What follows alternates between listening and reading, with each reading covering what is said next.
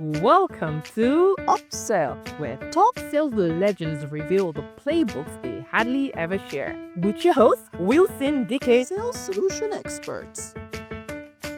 It's real talk, real strategies. Starting now. Hello, everyone, and welcome to today's episode. Today, we have a special guest, a seasoned sales professional who has been in the sales ecosystem, selling into enterprise solutions, enterprise businesses, small scale, large scale, medium scale businesses for the past 10 years. As a matter of fact, he is a seasoned professional selling from Africa, started from Africa, and moving on to the global stage, selling solutions into multiple continents, multiple regions, multiple countries. Ladies and gentlemen, make welcome Chinedum Ucheoma. Hi, Chinedum. Hi, Wilson, and thank you for having me today. Yeah. It's a great pleasure being part of this session. Looking forward to it. Oh, yes. Thank you. Thank you very much. So Chinedum, like I rightly said, is quite versed in the sales ecosystem, selling into large, small scale, medium scale, and selling different products. So he has not built his career selling one type of product. He has crossed into different domains, different terrains, selling solutions. So I can say with confidence that he has the backbone, a sales backbone. So regardless of the technology, regardless of the solution, Chinedum has it covered because he's been doing this for over a decade. Yeah. And one key thing and why I decided to have a conversation with Chinedum today is the fact that he started off from Africa, Nigeria, Africa, and he has progressed over the years, progressed his journey, selling into regions, selling into different legislations, places that he had language barriers, he has come out tops. So we're going to looking at it from the point of view that's from Africa to the global stage. I would like Chinedum to share the journey. So, Chinedum, can you just share your journey into the world of tech sales? How did you stumble into this career? Was this something that you had a burning desire from right from school, or was this something that you picked up throughout your journey of discovering and navigating life? Oh, thank you very much for that question. I think everyone usually asks this question, and it's always tough to say exactly how I got into it. But after a while, over a course of time, I got to understand exactly what happened. I'll say naturally, I'm a born seller, and I always tell everyone, even though most people doubt that everyone is a salesperson. No one wants to accept that. Every time we try to negotiate something with someone, every time you try to let your parents gift you something because you need it, you're actually selling something, selling yourself for that opportunity. And for me, I started off having a background in consulting, management consulting, and within management consulting, it's more around helping organizations actually make the right decision in terms of strategy and how they want to progress with something. And the only thing we did there while I was doing my main consulting was, a company has a challenge, you build a solution for them, and you make sure you get them to use that solution you built for them to actually get the change they require. And that's basically a form of selling, even though we call it consulting. And right from there, the opportunity to get into a work for a tech company actually came on board. And when I joined the tech company, I started off actually doing the implementation side of things. Then it was with Sage, which is a London Stock Exchange quoted company. I started with implementation of HR and payroll software. But when I started off, I was the only employee within that particular product line. And the onus fell on me that I had to sell, train, and also implement the solution. And that was me doing that. So for me, I would say it was what I was getting in. I was just getting as a professional consultant. But within the first 3 months, I found myself actually doing the actual sales. So this was exactly how I stumbled into the world of tech sales. And up until now, it's been an exciting one. Well, that's interesting. You started as a management consultant, so consulting, and I have had conversations. I for one, I started as a consultant as well, working with one of the big four firms globally. And that consulting arm where you try to discuss and understand problems of customers and prefer solutions and ensure that the solution you preferred is being adhered to or is being used by the customer is a whole sales journey on its own. Like you rightly said, it's consulting, but it's also selling. You are actually selling and ensuring that they carry on to use the solution or the service or the ideology that you've instilled in that business is after sales service. You want to make sure that they get value for what you have proposed to them. So that's quite interesting. So I think we have a common background, coming from the consulting arm and getting into sales. I, for one, like yourself, started as a consultant, consulting and implementing solutions, and after a while, just transitioned into sales. So that's something, like you rightly said. It is everybody has, everybody is a born salesperson. When you are talking, when you're negotiating your way around life, you are selling, you are negotiating, you are bargaining something. Definitely. So those that have the energy and the strength and the focus to carry on and make it a professional thing. Now that's why we are here. For everybody, innate, we're all salespeople, and that's one key thing that I need to let everybody know as well. So moving on, what initial challenges did you face, all through your journey, because we are talking about, moving from Africa. I believe you're currently in the Middle East. So, but this journey started from somewhere in Africa. And what challenges were you facing, or did you face, and how did you overcome them? Okay, that's quite a handful of questions there. Yeah. But again, what challenge did I face? I faced lots of challenges, and I will say everyone will face lots of challenges when they try to get into sales. And for me, I think the first thing there was a fear of rejection. This is basically doing it professionally now. I'm trying to get across to people and tell them, I want you to use this. Or first of all, okay, I think the big thing everyone understands at sales is you want people to use something. You want them to use something. But again, in course of actually getting into sales, you got to understand that you actually need to understand what the problem is and prefer a value or solution that will actually work for them.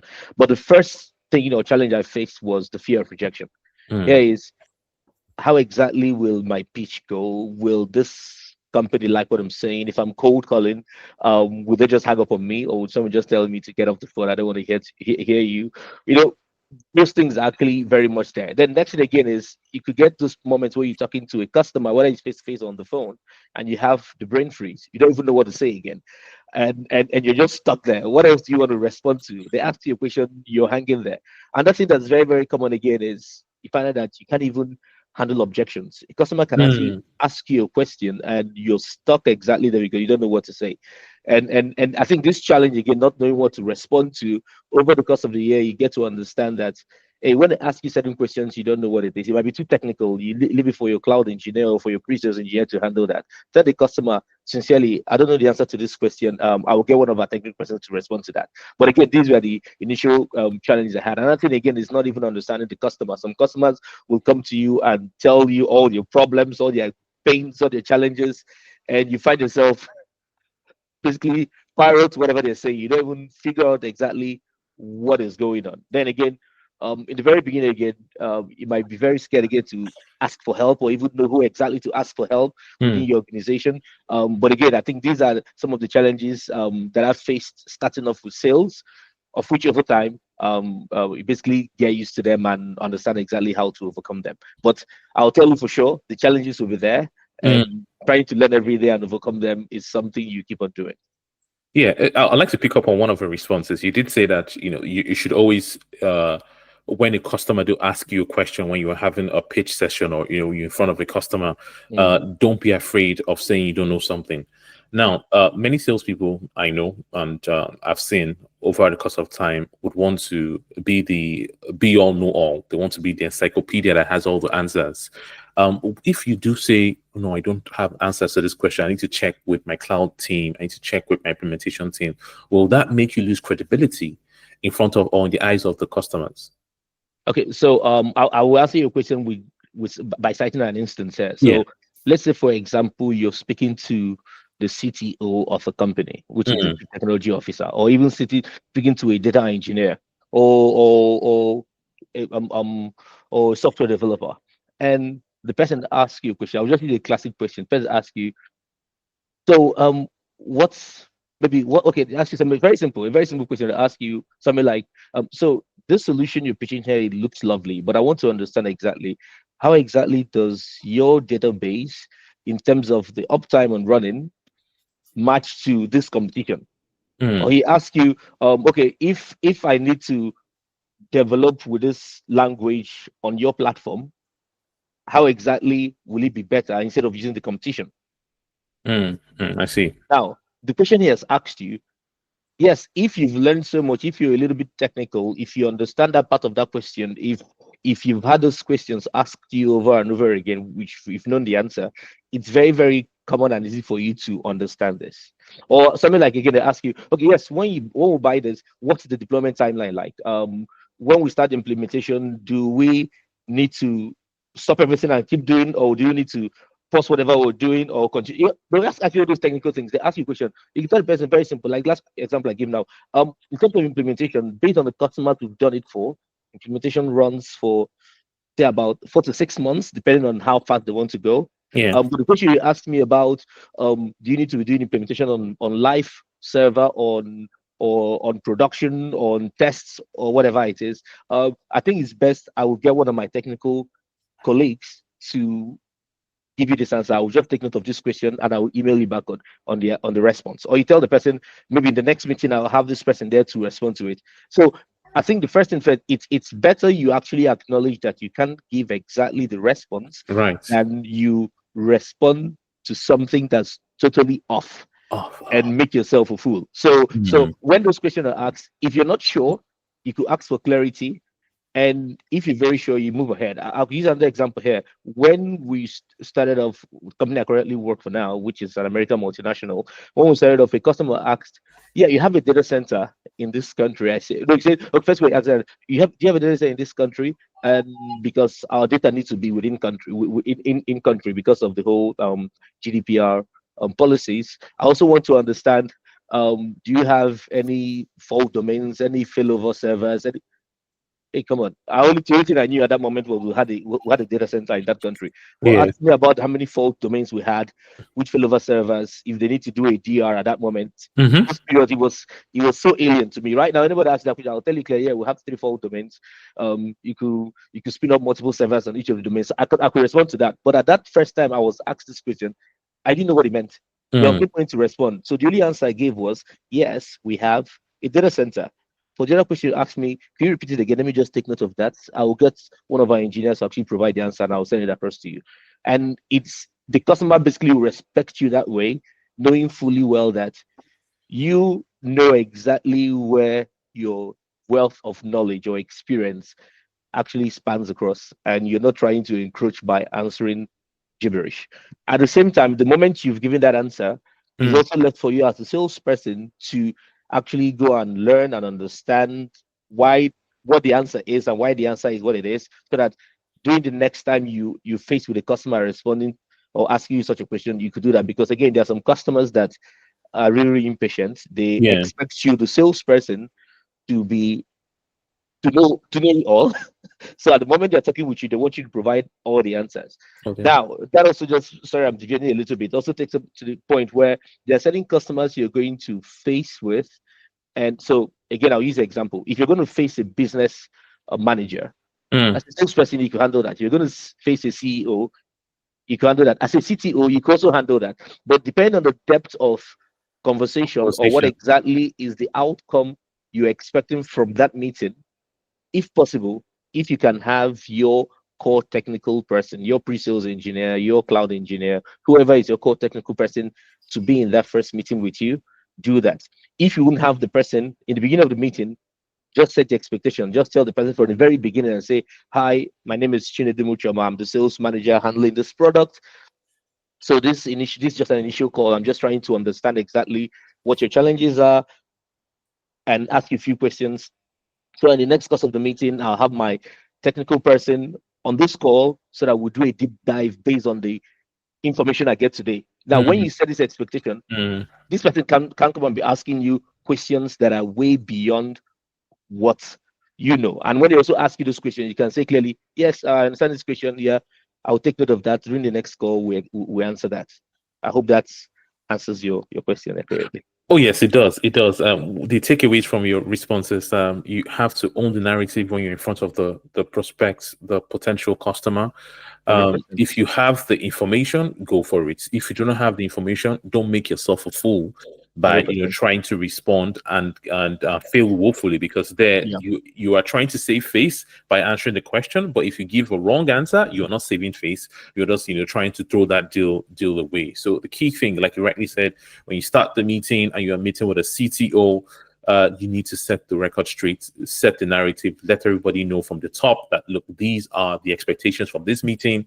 The technical conversations can be had at high level here, but I hope for the next meeting to bring in my technical lead, so that all your technical requests and questions will be answered effectively. So 100%. that's the way to go about it. So folks that are listening, it's important to know that, yes, if you have the answers to all the questions, go ahead, fire away. But if you do not have the answers, it is better to look credible and say, thank you, I'll take your questions down, I'll respond, or my team, my sales, my tech team, my architecture department will respond to your question in terms of infrastructure on architecture. 100%. Okay, great. So yeah, how did being an MC, that's management consultant, influence your approach to sales? Yeah, as I rightly said, that was, I think I keep saying, that was the biggest learning block for me in terms of my whole career up till date. In consulting, as you all know, we always say that a 6 months consulting work is almost equivalent to a 3-year experience. Because what happens there Yes. is that you have the opportunity, again, for me personally, I had the opportunity to interact with different industries: financial services, energy, non-profits, manufacturing, governmental, name it. Every industry, I was able to interact with them. That was one thing. Now, what this basically gave me was understanding how different industries work. So up until this day, if I meet, there are just few industries I could meet across, and someone will tell me what they do, and it sounds alien to me. Now, basically, based on my experience doing management consulting, I understand how most industries work. Now, again, when you do management consulting, there's also that opportunity for me to work across different personas in that organization. You start interacting from just the basic officers up until the mid-level executive to the senior executives, and most times even to the board. So you get to understand, which also helped me very much, how different personas within the organization actually think, what they expect as their outcome, which kind of information they need, what influences them. So the same way, this has also taken me down when it comes to approach to sales. When I'm talking to a mid-level officer, Yes. kind of questions I ask him is basically, how will this solution help your work be easier? When I'm speaking to a CEO, what I'm looking out for him is, how is he going to make sure that his reporting is easy for him, profitability is achieved, cost is saved. When I'm talking to a CTO, is also exactly most CTOs we're talking about. Okay, how secure is this? Because they want Yes. to focus on security. Again, if such an organization doesn't have a separate chief security officer for the team, a CTO wants to focus on, what's the efficiency of this stuff. How is this secure? How will I make sure that intruders or hackers do not get into the system? How can I make sure that users that do not have authorization do not actually access this? How do I make this work efficient for me? Now, that's that on its own. If I'm speaking to um let's say let's say I'm speaking to someone that's actually way junior, his own is basically, again, how his job is easier. So Easier. because of my experience in management consulting, that helped me. Something else that helped me again was how to ask questions. Because again, when it comes to sales, the biggest thing there is asking the right Right questions and questions. actually listening attentively to actually pick up those things that are not always very, very verbal, or not actually very, very spoken to, or expressed absolutely. So Yeah. the asking the right questions, the listening effectively, Mm-hmm. are part of the very big things I learned, again, from my background as a management consultant, that I've actually used and transitioned over here in sales. Then another biggest thing again is time management and prioritization. In management consulting, you will be pressured for time. You need Yes. to Yes. know what needs to come first, what needs to go last, what do you need to work on now, what do you need to work on later. So when it comes to the time management prioritization, this was actually very, very key for me, part of the things I learned. I think these few things are some of the things, based on my background as a management consultant, that has helped me in the world of sales till date. Yeah, quite insightful, quite insightful, especially the time management part and being privileged or having the opportunity to know how multiple sectors, multiple economies, multiple businesses work, because that's the exposure you typically get, especially when get into the consulting ecosystem from the graduate level, fresh out of school. You are the first couple of years is to try out which of the sectors will be of interest to you, and that exposure gives you an idea of how everything works. So carrying that exposure and bringing that into sales, it's just amazing, because that way when you're having conversations with personas as you move on, navigate through a particular account, it's easier because you understand what they're doing, you understand 100%. what they want, you understand the expectations, and that will give them level of comfort, and also look at you as their trusted advisor, because hey, Wilson or Chinedum, it's not just a salesperson. They understand, my processes, and they understand how this product will improve my processes. So that's very key. That's very key. So now, yes, I know you've done. You have a background in management consulting. I also know that you have been selling all through multiple regions, locations, continents. How are you, or how did you adapt to working in different global markets? Oof, that's a great question. I was like adapting to global markets when it comes to sales. It's more like going from playing checkers to playing chess. Great It analogy. becomes totally different. And it's not just about even translating your pitch. Well, every market can still be operating in English language, yeah, but it's not about translating your pitch. It's actually understanding exactly how people buy, Yes, how they yes. think, how they communicate differently across the regions. And I'll tell you based on my own experience, the first things first is basically to start off with those those curiosity about the cultures and Mm, forget about the assumption. I'll use a very simple situation in a place like Nigeria, where I started off selling. In Nigeria, putting in pressure on the customer to make sure you close, it's seen as normal. yes. Now, when you take the same approach, I'm still going to dwell within Africa. If you take the same approach and move to South Africa, you put in the pressure on the customer sees you as dodgy. Something is wrong here. Why are Mm, you hustling me? Why are you badgering me this way? And the customer will basically retreat and disappear from you. That's one thing. Now, you bring it back to the current market, let's say within the UAE market, most times people want to first off starting exchanging pleasantries. Oh, how's your family? How's this? How's whatever? Which also is also very common in Nigeria as well. You can get into a meeting and the first 5-10 minutes you're talking about the weather and the football game that passed, or your family, or whatever it is. Whereas in certain other markets, mm, you don't go talking about people's family and how their yesterday was, because they see it as being so personal. Now, there's something I saw somewhere the other time about in Japan. The same way you're bold, let's say someone in the selling to the US market is bold, making a pitch and talking about it. In a place like Japan, it's seen as disrespectful, mm. because they want you to actually build a rapport first. So, as I mentioned, the first thing is actually understanding the culture, the mannerism of how the market works, then with this, know exactly how to move forward. Now, when it comes again to the communication style, which is also very key, then I always draw reference to Nigeria as well. For example, when it even comes to communication style, people want you to address them by their titles, Yes. Mr. This, Chief Yeah. This, Dr. This, whatever it is. Whereas in some of the markets, people want you to address them by their first name. They don't even care about the titles. So Mm, you also need to understand this. In some markets, let's say within the UK market, for example, the moment you're too salesy, the customer retreats and runs away from you. They just want you to be subtle and professional. Basically, have their interest at heart and try to push that forward. Then in some other markets, people want you to actually be precise, just go straight to the point, fact driven. They don't want you faffing around talking about things that don't actually make sense. Then another key thing again when it comes to the market is understanding how people behave when it's close to weekend or close to a holiday. oh, yeah. So Very important. in some markets, let's say the current market where we operate now, if the holiday is tomorrow, or let's put it this way: tomorrow is Friday. Trying to have a meeting with someone after 2 p.m. is a total waste of time.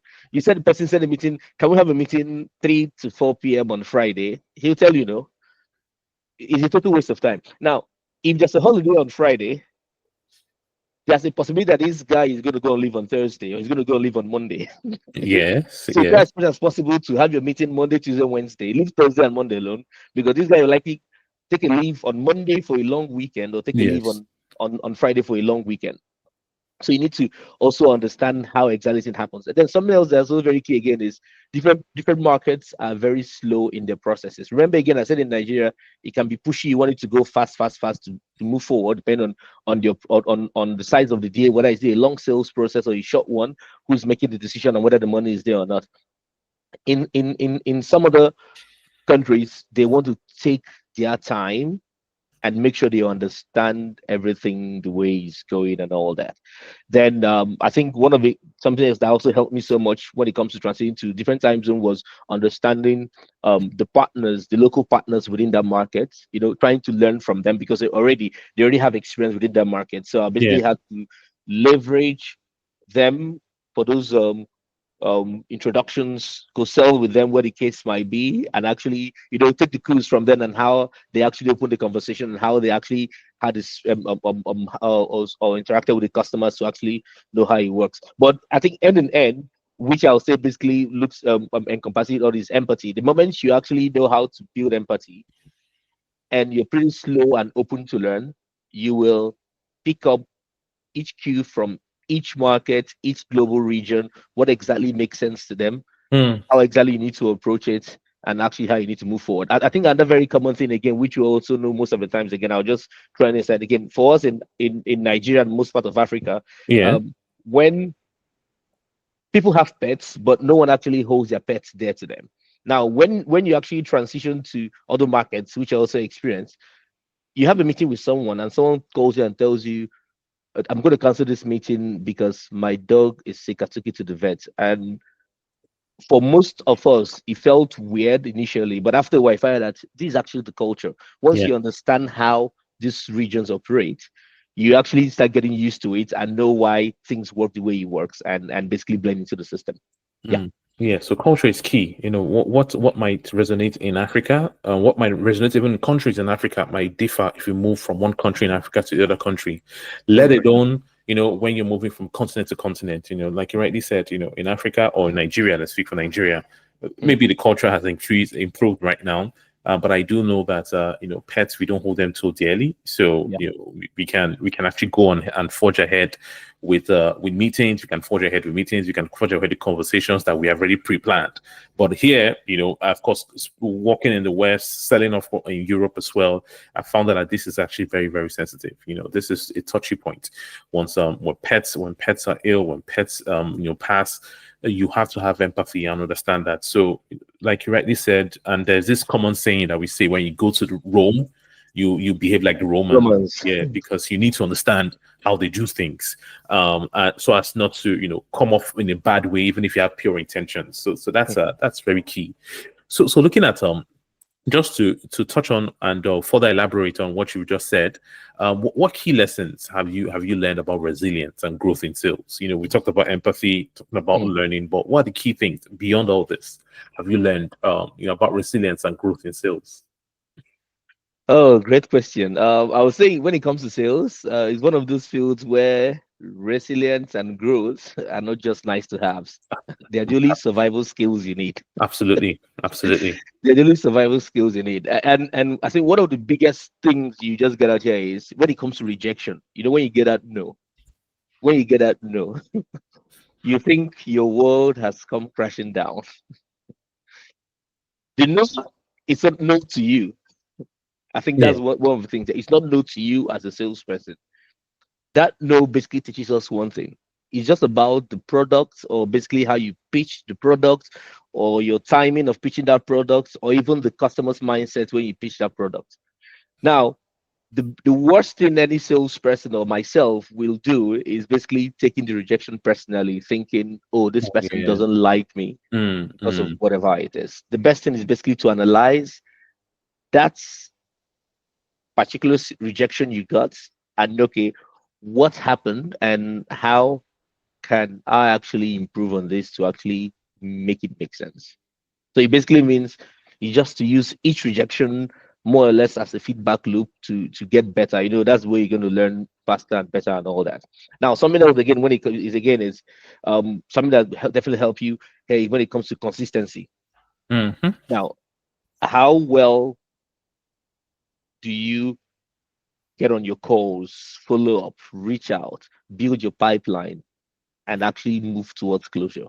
Mm. And the moment you have this routine, I bet you it will support you all the way. If you have a very little pipeline, closing rate is going to be very low, no Very matter the low. magic you Yes. try to actually handle. Then again, your emotions. Again, as I talked about rejection, which actually comes here again. Your emotions. I think a lot of people try to develop that outlets. Everyone says most times that, oh, most salespeople are actually drunks because most salespeople have actually taken drinking as a good outlet for them. Mm-hmm. Mm-hmm. But again, it could be anything. Some people could actually be jogging, running, hanging out with friends, partying, whatever it is. But again, don't just make sure you know how to regulate your emotions, because Yes. if you're able to control your emotions, you can actually be fine. If you get a rejection, let's say you're doing a cold calling and you call the first 5 customers and all of them say no, you need to keep making the call. You need to just make sure that you don't stop making those calls because you just got those no's. You might have deals you forecasted and you get the bad news that they don't want to go on to buy. You also need to know how to move forward from that. Then again, when it comes to being able to adapt, the adaptability is very key. When I also mentioned about the what helped me again selling into new global markets, the adaptability, it's very key. Just the same way technology evolves, the same Mm. way we need to be flexible and malleable to make sure we're not just resilient, but we will be able to adapt resiliently, really. I think that's the word. So open to test new things, new approaches, new ways to actually interact with um with customers or whatever it is. And one thing again is just make sure at all time, just definitely know. I think one of the things I remember now is at all time we're actually selling to a human like us. Oh yeah. We're not selling to God. Absolutely. Even if we're selling to God, most of the people that believe in God know that God is the Father. So, but basically, we're selling to humans. So, no matter what, try as much as possible not to make things too technical. I think in this time and age where there's AI, there's machines, people need to maybe sometimes some people even record a demo and send Yeah. it out to a customer to look at it or whatever it is. You find most times the customer doesn't even need to see your demo; they just basically need to see you. Right now, again, most things are done online. Sometimes you quickly make progress by meeting the customer face to face, and you won't even talk about the product. You just talk about every other thing except the solution you're selling, but they actually move forward. Then Mm. again, one of the very key things again that will definitely help you when it comes to the whole growth here, as mentioned, is the relationship. I think in as much as we're trying to close out our sales transactions, let's make sure that we're building relationships, because again, everything that has to do with sales is all about trust. The person buying from you is buying from you because they like you and they trust you, and they're Mm. the only ones that can actually refer you to the next customer. They Yeah. can be the same person that will actually offer you a job tomorrow or offer Yeah. your friends or your family or whatever it is. But for each transaction, let's be able to actually play the long game, where we're saying we're actually building a relationship, that whether it was a rejection that happened in the course of that interaction or whether it Mhm. was actually a closed sale, but that relationship will actually move forward. I think some of these things, as I mentioned, are some of the lessons I've learned when it comes to growth and resilience in sales. Very, very, very, very. Is that a packed response? That's something that's quite insightful. It's also, like you rightly said, I would like to re-echo this. It is very important to keep the doors open. Mm, Whether the sale went well or it went south, always mm, keep the doors open, because you never can tell. There might be opportunities to sell into that customer or opportunities for different conversations in the future. So it's yeah. important that you keep that. And again, your rituals. Know the ritual that you'd use to overcome the being downcast from a disappointment of a deal. So if a deal doesn't go the way you want it to go, if it's I had a friend, and I said it in the past, that when someone told me that, look, if when he misses or he loses a deal, what he does is Mm, that he tries to take up all the deal sheets or the deal documents that he has created and goes to his garden at the back on a Friday night, light it up, touch it and say, okay, this is done on On to Monday. the next one. On to the next. And once it's burnt, he's not feeling so bad about it. He knows, okay, the business didn't go well, the deal didn't go well. Not that they rejected him, but they rejected that. So that's why he's taking a piece of that as a symbol. So, okay, yes, this business or this deal was rejected, and that's it. We move on, because you need all that energy. Like you rightly said, resilience and growth is the be all for a salesperson. If you're not resilient, you can't stay in the kitchen. You have to be in the kitchen to keep cooking. 100%. Okay, great. So, Chinedum, you have been, in the sales game for a long time, over a decade. Congratulations. And I'd like to ask, the biggest lessons that you've learned in the past decade selling solutions, enterprise solutions. That's actually a very deep one. As we all know, the world has shifted in so many ways, both personally and professionally, technologically, health, whatever it is. The world has, and there has been lots of lessons and lots of transformative things that have happened. But again, with all these changes happening, as I think it was Aristotle that said it, nothing is as constant as change. Yes. If nothing is as constant as change, it basically means the biggest lesson for us to learn is adaptability. Yes. Because that's basically everything. It basically means once something changes, you need to change with it. And I think I always use the COVID-19 period as a very big lesson. I had customers that only preferred face-to-face meetings. That's the only thing they preferred. COVID happened. Such customers also started using every online method for their meeting. Teams, Google Meet, Zoom, WebEx, name them for their meeting, even WhatsApp calls for their meetings. It made sense to them. So it basically means that one of the biggest things is basically adaptability is everything. No matter what we do, as I mentioned earlier, when I talked about resilience and growth, with flexibility, basically comes with adaptability. And whether it's changes in technology or how the market operates or the evolving nature of customer behavior, whatever it is, or even new tools to work with, whatever it is, basically means we need to adapt to these changes because it means it will be there. When the tide comes, you can either fight the current or you learn how to ride waves. So we definitely need to choose one of those things to actually work.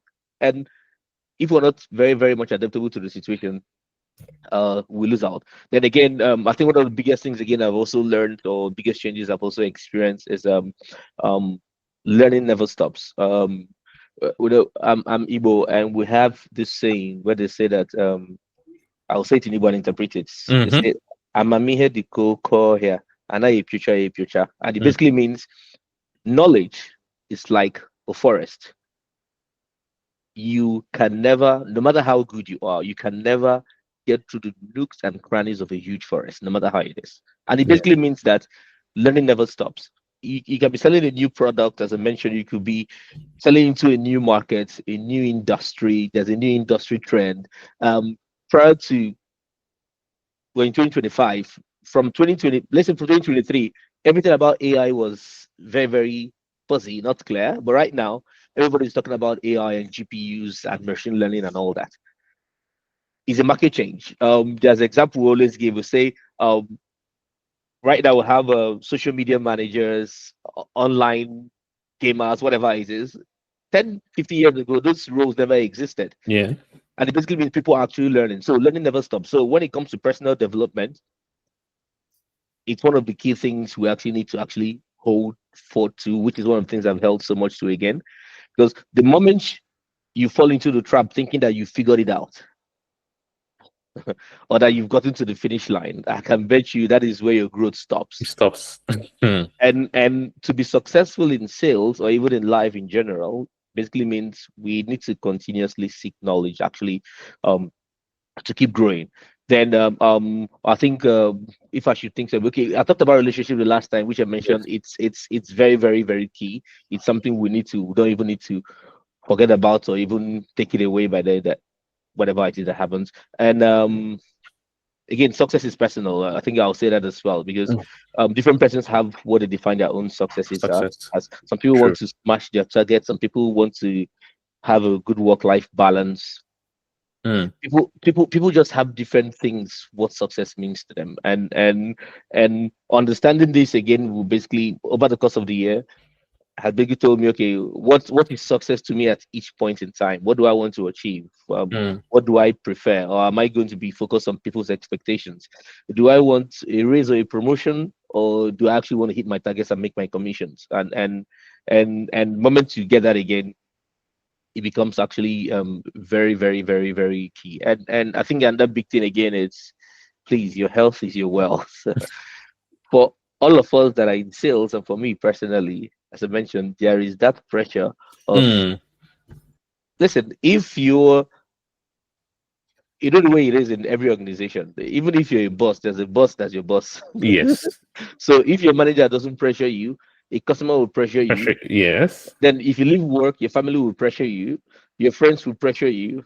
And if we very much understand that no amount of success or money or accolades is what's compromising when it comes to our health, we basically will know how to actually once in a while take a step back, reassess what actually really matters.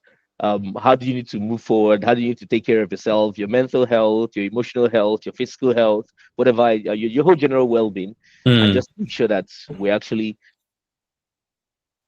do the best out of it. So I think this few points I mentioned have actually been some of the lessons I've actually learned when it comes over the decade of sales I've been doing and generally working. Yeah, that's impressive, and it's an expansive response. Talking about pressures, trying to maintain your pressure so that you don't burn out. You're also talking about the things that you have experienced, things you've encountered over the decade in terms of planning and how your business, how to properly appear or prepare for a sale and handling a sale entirely. That's quite nice. One thing you said again is the pressure. The pressures don't stop.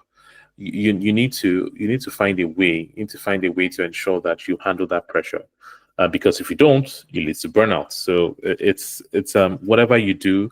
If people try to have a proper plan, pre-plan for 5-7 months of their financial year, Mm. trying to load up their pipelines so that they don't get pressures to build a pipeline, or if deals start falling away, they have something to fall back to.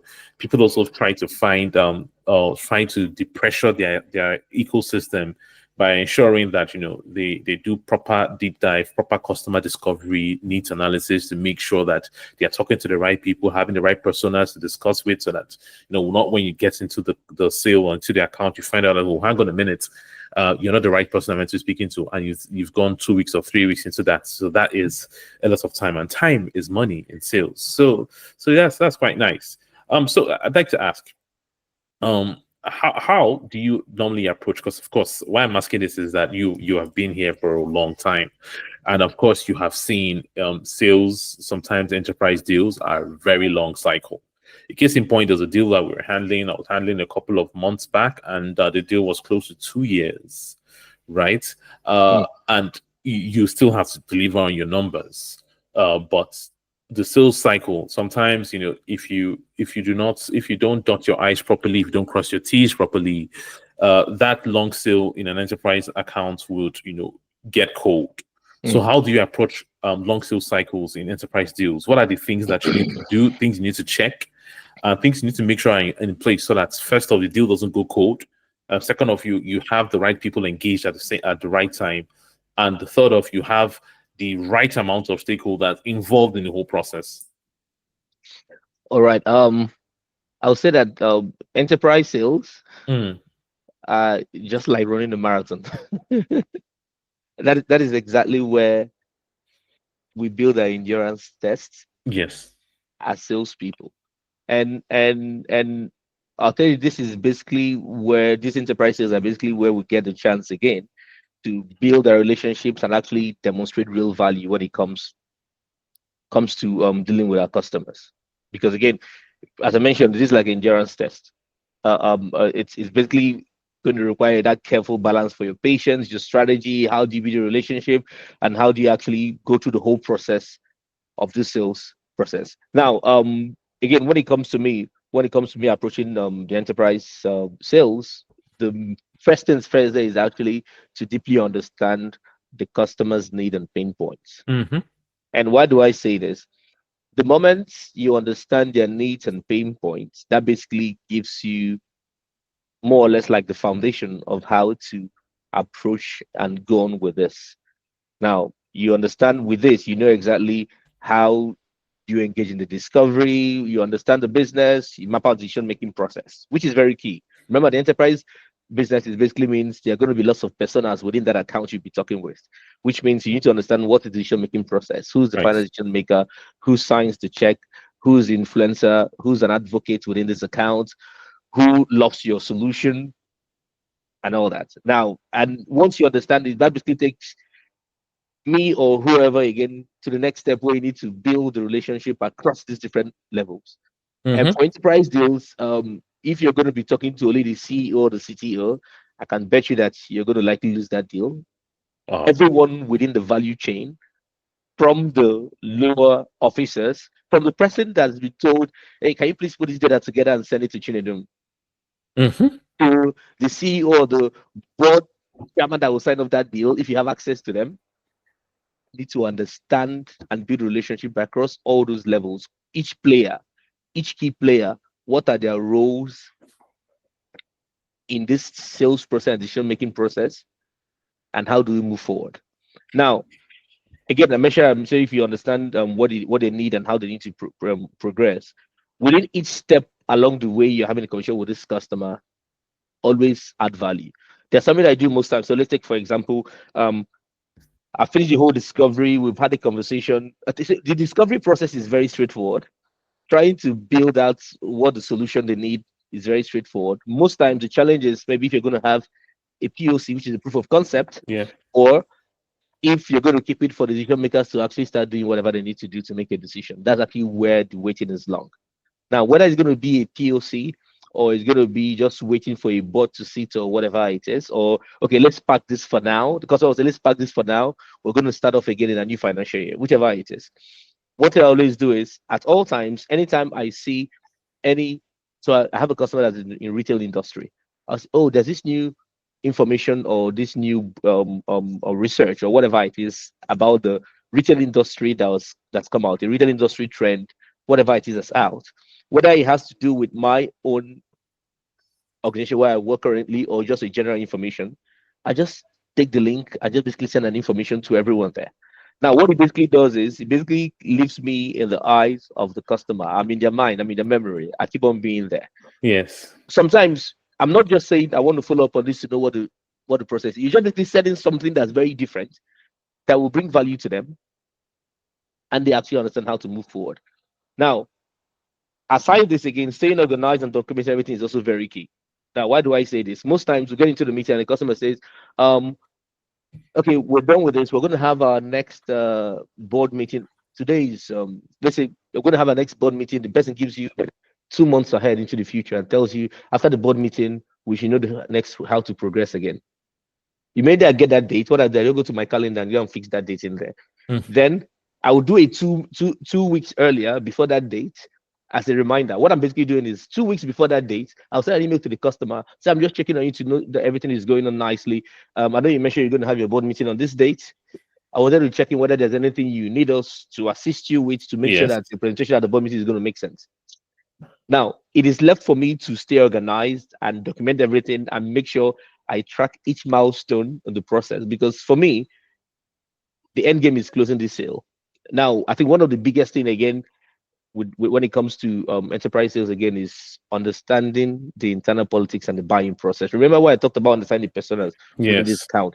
The moment you or anyone understands the buying process, internal politics, it becomes easier. I've seen organizations where the decision maker basically signs off based on what an advisor in the accounts actually says. In some accounts, you're talking to the customer, you don't know that they have a third-party consulting company that they're actually bouncing off everything on to make a decision. And in the 6 months you're dealing with this customer, you don't even know that that consulting company exists. And you're basically talking in there. Now, again, this also brings us back to asking the right questions and knowing how to actually push in with it. And again, once you understand that whole buying process and the whole internal politics, it also helps in trying to know where the objections will come from. I'll give you a classic case that happened to me within one customer. They were trying to get our solution for new native application building, and kept on going. Something happened. I don't know how that conversation happened with the CIO, and I realized that virtually everyone within their industry basically know how to use a particular cloud platform and are certified on that particular cloud platform and the architecture and everything. Hey, Oh, come on. It basically means that no matter how much the CIO wants to sign up on this deal, all his engineers are used to a particular platform and how they operate. And somehow this basically just slipped in the conversation. What I basically did was, okay, I found out this, and I just did what I just did. I just went to my manager and said, okay, this is what I found out. We need to reach out to the guys in learning and training and tell them this organization has about 25 engineers, and they're waiting for the board to sit in the next 2 months. We need you to offer them free training and certification. Let's go and get all the approvals we need. And I can tell you that that was a game changer. That was what made us close that deal. But that was basically what made me close that deal. mm, Just because I was able to pick up this issue, I was able to, with the help of all the internal help I needed to get yeah. approval. The training team actually offered that training and certification for them for free. I said, okay, we're giving you this period to certify and do this. And the CIO, because he needed the solution based on all the relationship we've had and all the way we've shown him the value that he needed, he made sure that his engineers actually got on board to do the training and the certification. Now, the issue about I don't know how to work on this platform was no longer the situation here, because they have already gotten the training and the certification. And we already told them some of our engineers will also be there to support them. And that was it. Then again, patience, patience, patience, patience. I can tell you that the patients are being flexible. The thing with these enterprise deals is that, as you mentioned, you say you had an example that went for 2 years. From the very beginning, you're doing the discovery. They might tell you they need to make a decision in 6 months, Hmm. and different things will keep changing. It could be Yes. budget, it could be a new priority. I've had a situation where it's so sad. The CTO died, Oh, oh, like literally, just like that. The next person that came on board, the person that came on board as a new CTO was in the organization. He has been all through that meeting, but he said, "Hey, I wasn't the one making the decision before. We need to start this process all over all again." over again. See, so what I'm basically saying here, this is not someone coming in from outside the organization to be a CTO. He's someone from the organization that was made a CTO, and he has been part of the session. But he said, "Yeah, I was part of the session as just someone and not decision maker. Now I'm going to be the decision maker. We need to start all over again to actually understand again Understand. Mm. happen." But again, as I mentioned, all these things happen again. Then, um, because again, for an enterprise sale, the mission is to close the sale, and once the sale is closed, one thing that matters again is to make sure that when it comes to the post sale, again, for us, most salespeople, we are very much focused on closing sale and moving forward. And I can tell you one of the game changers is if a sale is closed, and if you can continue the post sale processes, whether there's going to be a different team in your organization handling that or you just make sure that, oh, has implementation team started, how are they progressing, is this team supporting you, is there anything you need from me? Just make sure at all times you keep tab with the account that you've closed the sale, and try to make sure that they are comfortable. This is the way you could get new upsell opportunities. This is the way you're going to get the referrals. This is where you're going to get that relationship building I mentioned and partnership. They basically see you as a partner and not just a transaction that was just done to get going. But yeah, I think these are some of the approaches I use when it comes to my enterprise sales processes. Great, great, great, great. Yeah, yeah. I mean, as always, very, very packed and with a lot of knowledge and insights. So let's move on to the next time. We're looking at this. We're going to go straight on to the sales war stories. This is the exciting part because we talk about your wins and your losses, right? So I will be talking and just asking you a couple of questions. Just tell me, hey, in one line, if you can do it in one sentence, that's great. If you need 2 sentences, that's great. Yeah, That's fine. so great. Can you tell me, can you describe a moment where persistence paid off for you in your whole sales cycle? Yes, okay, say one line, but this can be in a one liner. Okay, yes, go ahead. I Okay, mean, go ahead. Yeah, this yeah. particular situation was the customer where we had a whole process, we got the whole process, and the only thing that was left for them was they didn't have the budgets to buy, Mm-hmm. and it was a startup. Now, what I did was, so I had access to this startup, um, this particular, so our organization had access to this portal that actually gives updates on when startups get funded, Mm-hmm. and I had to go set an alert for this customer because I knew they wanted it. The only thing they didn't have was the budget. I The said I budget, left yeah. this customer. And to cut a long story short, I think it was about 5 weeks after they got the funding, they actually finally signed off on the order. So Oh, I think that was one of the very key ones where I pressed on hard. question I knew hard. they wanted it. The only issue they had was budget. What's budget? And I pressed on hard. I think that was it basically. And you're waiting on them, waiting until they got the budget, got the funding, and you struck when the iron was Yeah, I hot. was yes, because I think again, just elaborate on here a bit. What happened there was the the one of the co-founders who was a CEO as well said, "We're going to buy this. We just need to make the decision when we get funding. We're in the process. I Mm. hope you'll be there when it happens." Oh, okay. Now he Okay. said this. He said this passively, and why he said it was in the course of our engagement. I found out that different persons have come to them because there was no budget. They just kept on moving on. So it's a case of, oh, I've done all the work here, but let's try the last bit again. I went to this portal, found out, and set an alert for when they got the funding, and immediately it happened. We got it, and I engaged again, and it worked out. So persistent phase, get that alert, get that notification, even if it's a Yeah. startup, just ensure that you get closely, just watch, be patient, set the alarm or reminder if you need to. And when the funding comes in, you strike and you get your deal. And that is a good win. That's a good win. Yeah. So how do you keep yourself motivated through complex sales cycles? What are the rituals that you do? How do you stay focused? What I keep saying, I think for me, my biggest focus is the end. Yeah. Look at it. When I close this sale, this is a commission I'm going to make. The end is always the price. I tell you what, the price Eyes on is the always price. the motivation there. So eye on the price basically means with eye on the price, even when as we mentioned, those enterprise or complex sales processes will bore you. They'll make you want to lose your mind. But Yes. once you remember the eye on the price, it basically keeps me going, trying to do everything I measure initially, which I need to do to make sure that this complex sales process actually closes out. So the eye on the price is basically in there because if you're chasing $1 million or $2 million deal, and you know exactly the spiff or the accelerators are going to come when you close this sale, the only thing that should be chasing you is basically to do that. You're gonna make your targets, yes, but at the same Yes. time you're actually gonna make some good money. Mhm. So the eye on the price basically is the motivation there to just keep going. Yeah. And so what does PIF mean for the listeners? Special performance. What does that mean for you? So okay, for me, spiff, as you mentioned, so it's basically like it's like for like immediate bonus after the sale. You get that? Mhm. So that's like a special performance incentive funding or something, Yeah. something just for It's an actually incentive. it's actually sales performance So incentive. yes, because sales performance, yes. Incentive fund, yeah. Yeah, absolutely, sales performance. I beg your pardon, So- and so- that so- way is yeah. an incentive upon your own incentive.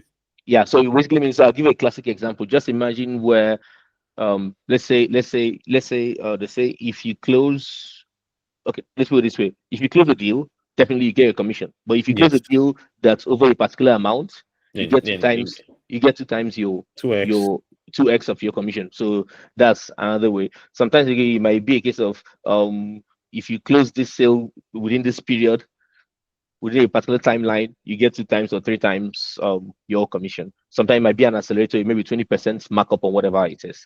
Oh, okay. Oh, yeah. That's great. That's great. Just to clarify for all those listening. Yeah, So sales performance in the fund. yes, sales performance incentive fund. So I like to ask again. Mm. Would you categorize certain alarms, notifications for that startup as your most creative solution you used to win a deal? Is that something that you categorize, or is there something Yes, that was more cheap?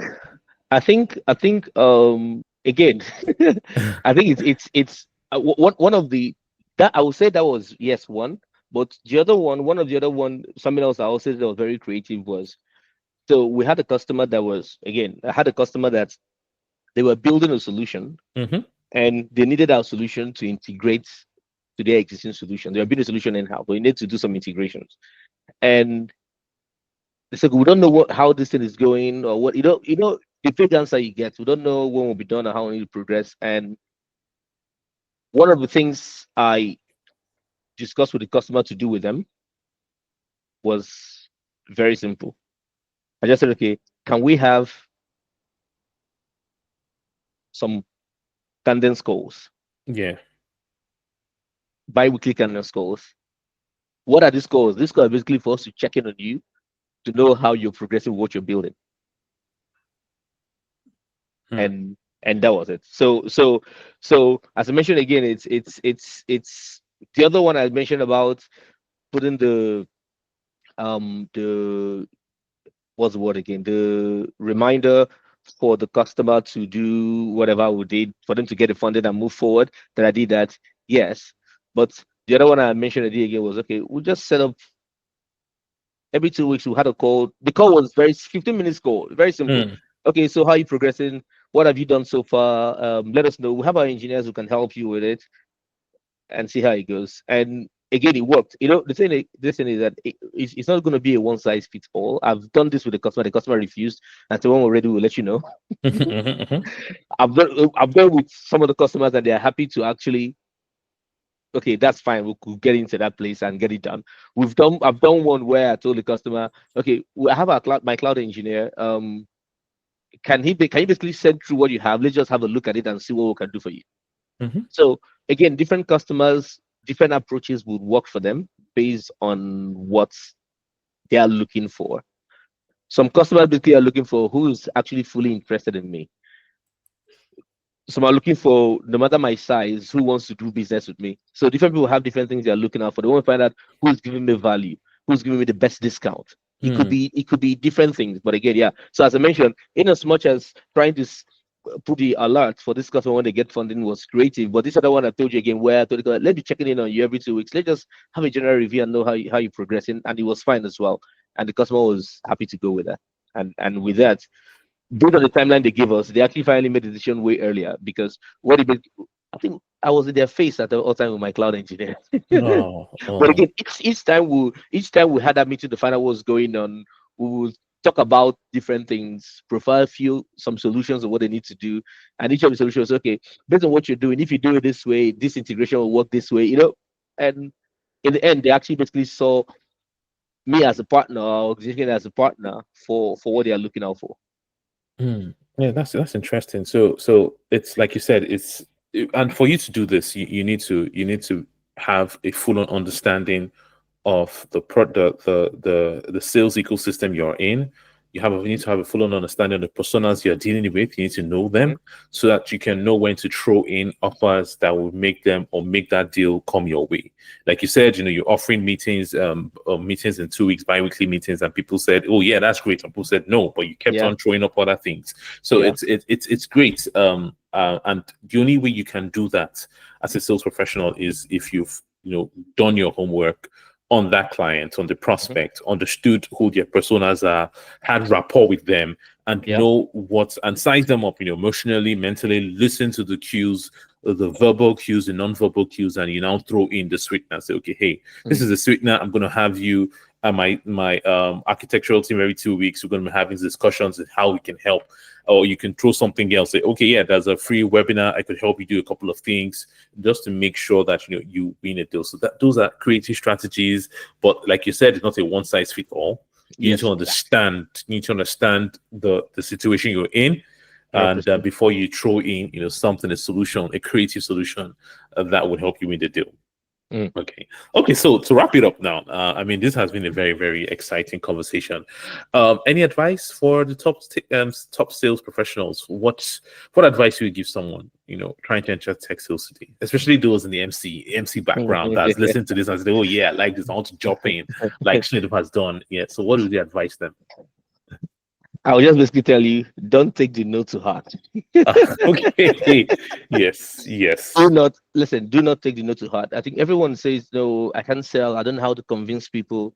I don't know how to beg people." No, you're not actually begging anyone. I think when it comes to sale, it's basically you're offering value for money. That's basically what you're doing. And in the offering the value for money, the moment you understand, have a product knowledge. I think everyone says that. Understand the product knowledge, and so many other things I talked about understanding the buying persona, their buying behavior, the environment, the culture, whatever it is. Don't take no to heart. Let every no or every rejection basically be your learning block, because for every no you get, you actually, by the time you sit back and review it, you know exactly why did this no come. Did this no come because of? I'll give a classic case. Let's say now let's put it this way. So you're selling a solution tech, and someone wants to buy a solution that can do accounting for them, do CRM for them, customer relationship management, do Yes. HR, and do payroll for them in one solution. And you are selling a solution that does a separate solution for accounting, a separate solution for HR and payroll, a separate solution for customer CRM. And you bring your solution and bring it on board, and this customer has seen one solution that does all these things, and the cost is $1,000. And your own, just one solution, only the accounting solution, is $10,000. And the customer has an issue with budget.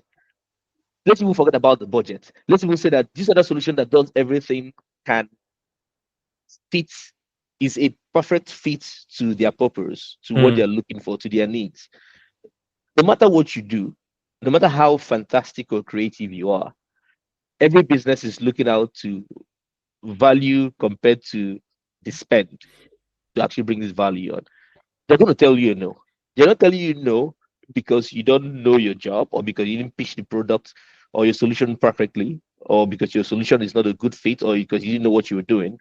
The no was basically done based on the customer's own decision. So, as much as for us all salespeople, or for the aspiring salespersons, as much as the mission once we set out to talk to a customer is to win a deal, Mm. we also need to know very much that a huge decision lies on the customer. You are Absolutely. not the only one bringing the solution forward.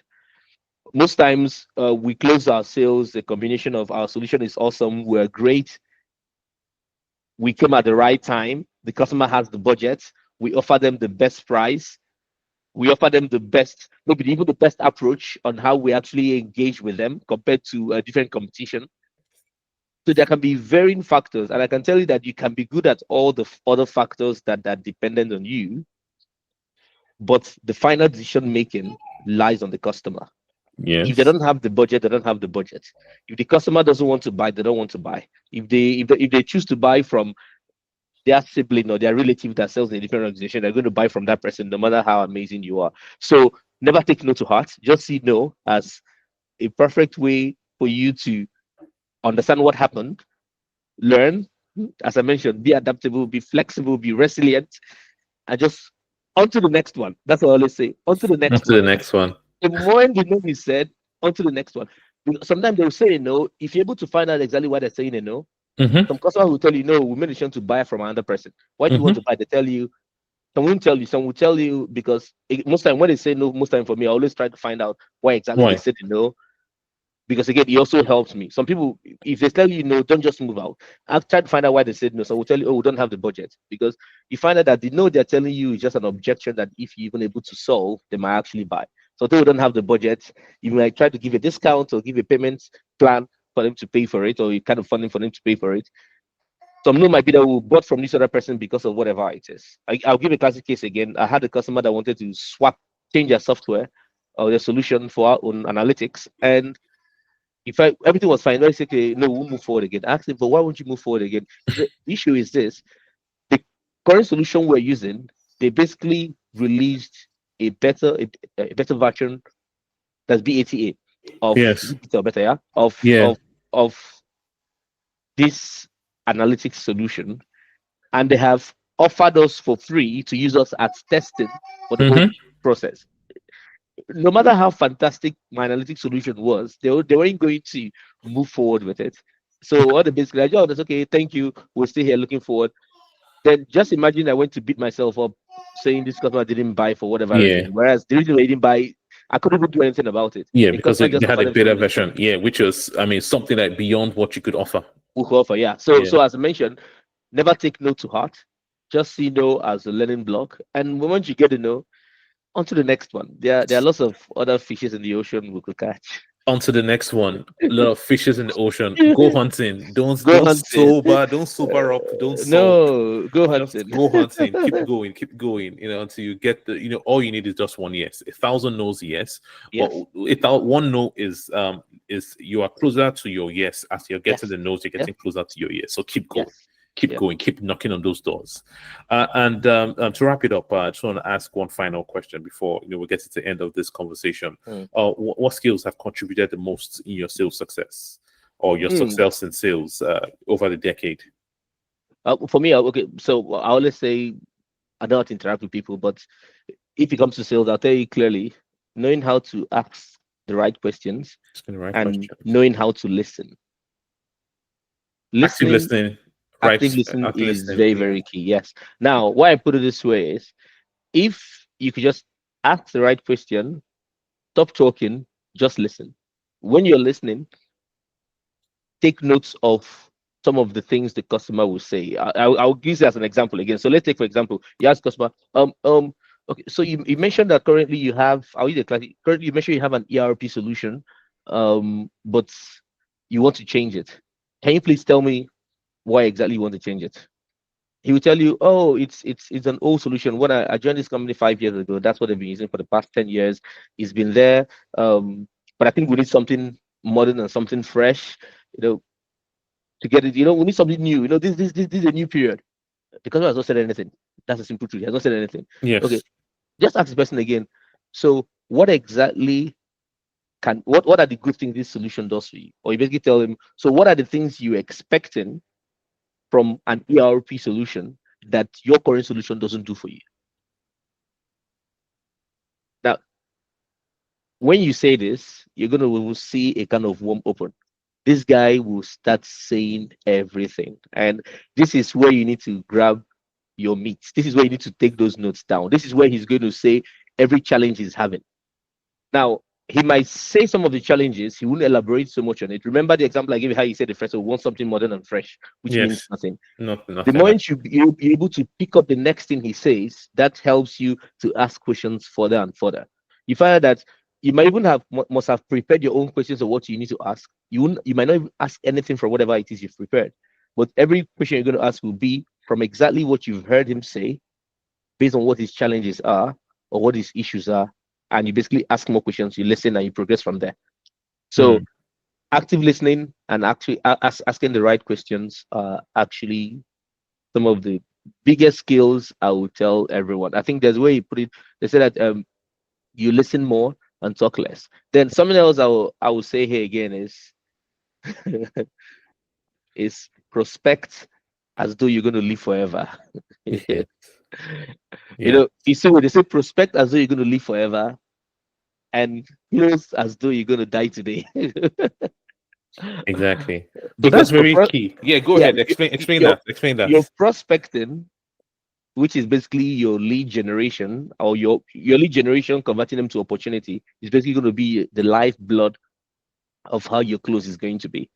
Now, why is it said prospect as though you're going to live forever? It basically means you're prospected as though there's no ending to this. You keep on, once you have new opportunities, the mission is to close them. Then when they say close as though you're going to die today, it's you need to close now. The moment you get opportunity to close now, just close now. But again, before you have anything to close, you actually need to build that pipeline, which is why you need to prospect as though you're going to live forever. Yeah.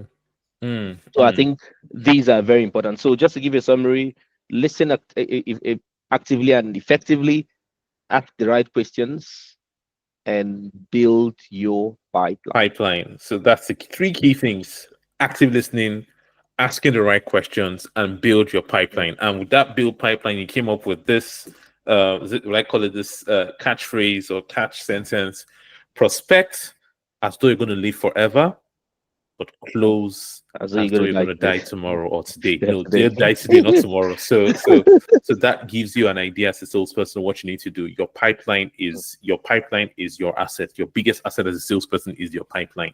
The bigger the pipeline, the higher the chances for you to get the deal across the line.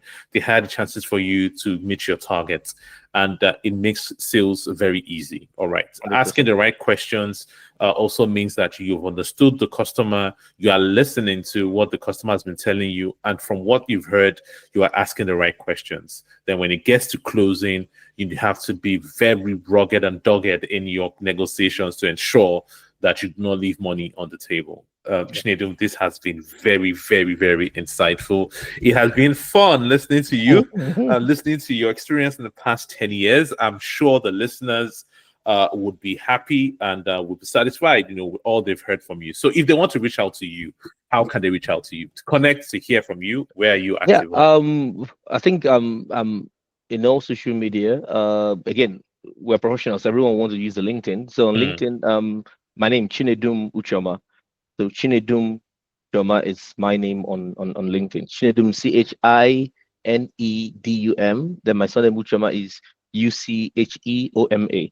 Okay. And it's the same name I have across all my social media handles, whether it's Facebook, Instagram, Twitter. Yeah, I'm not on TikTok. Okay. But I just scroll on TikTok. Snapchat. I don't even know what my handle is there.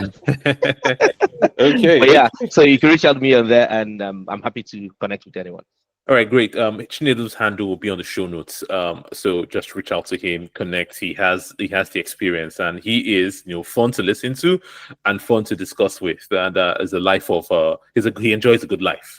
Above and beyond selling, he's also into food and. Is it what is it? Food consulting or food? I don't know, but he has a thing going on with food, so he tastes a lot. So that is something he does on the side. So Chinedum, it's been great. It's been great having a conversation with you. Thank you so much for this, and thank you all for listening. And see you all at the next one, Chinedum. Thank you very much, Wilson. It was a pleasure being in this section. And yes. Have a good one, everyone. Cheers. Yes, cheers. All right. Bye, guys.